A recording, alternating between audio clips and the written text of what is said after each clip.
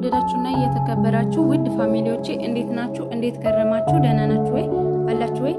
እኔ ደህና፣ እግዚአብሔር የተመሰገነ ይሁን። እንግዲህ ዛሬ ፓርት 8 ልብ ወለድ ግጥማችን እንቀጥላለን ማለት ነው። አድምጡኝ። የግጥሙ ርዕስ የሚያምረው ቀሚሴ ይላል። ቀየርኩት በሱሪ የሚያምረው ቀሚሴ መኖር ተውኩኝና እንዲያውም ለነፍሴ ለስጋዬ ያልኩኝ ነፍሴን ረሳኋት እና ተበላሸው መጥፎውን ለመድኩኝ። ያኔ በዛ ጊዜ ቀሚስ የምለብሰው ቀየርኩት በሱሪ እና ምን ላድርገው? ይህ ሱሪ ባይመጣ ከተማ ባያየው እኔም እንደለመድ ቀሚሴን እል ነበር። ሴት ለብሶት ባላየው አልለብሰውም ነበር። በሴት ላይ እንዳየው በጣም ደነገጥኩኝ። እንዴት ሱሪ ትልበስ እንዴት ለምን አልኩኝ እና ይቺ እንደገባው እኔም ተመኘሁት።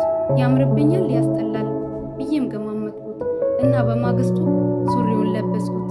በማተራ ይቅር ብዬም አጠለቅኩት። ከዛ በኋላማ ሁሌም አዘወተርኩት። ያ የሚያምረው ቀሚስ ማዕድ ቤት ጣልኩት። ሱሪው ለመድኩና እሱን ረሳሁት። እሱ ይሻል ነበር፣ ውበትም ነበረው። ከርቀት ስንታይ በጣም የምናምረው ከላይ አንስቶ እግር የሚያለብሰው ለሴት ልጆች ታዲያ ውበት የሚሰጠው ቀሚስ ነበርና ሴትን ልጅ ያስዋባት እሱ ነበርና ደግሞም የሚሻላት። ሱሪ መጣና ሴትነት ቀየርን። ሱሪው ለበስንና ሁሉም ሰው ማየን። በጣም ተበላሸን፣ ማንነት ቀየርን። እንደ ወንድ ሆነን ወንዶች አሳፈርን።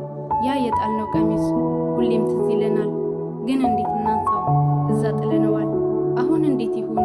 ሱሪው ለምደነዋል። ያ የጣልነው ቀሚስ ዛሬ አስታውሰነዋል። በቀሚስ ስትሆን ሁሉም ያከብራታል። የሴትነት ክብር ደግሞም ይሰጧታል። እና ሱሪ ለብሳ የምን ሴትነት ነው ፈጣሪ ለሴት ልጅ ብሎ ያልፈቀደው? አይምሯችን ታዲያ መች ነው የሚቀየረው? ይህ ሱሪ ጥለን ቀሚስ የምንለብሰው ያ የጣልነው ቀሚስ መች ነው የምናነሳው? ሱሪውን አውጥተን እሱን የምንለብሰው ለኛ የሚሻለው ይሄ ነው የምንለው ያ የሚያምረው ቀሚስ መች ነው የምናጠልቀው? ወደ ኋላ ብለን ቀሚሱን እናንሳው ለሴት ልጅ ብሎ ፈጣሪ የፈቀደው። በሴት ልጅ ላይ ታዲያ እሱ ነው የሚያምረው ልዕልት አስመስሎ የሚያሳምረው። ለሴት የተባለው በእውነት ቀሚስ ነው። ለኛ ያልተባለልን አንስተን ለበስን። ያልተፈቀደልን ራሳችን ፈቅደን ለኛ ያልተባለው እኛን ወስንን። በዚሁ ስራችን ፈጣሪ አማረርን።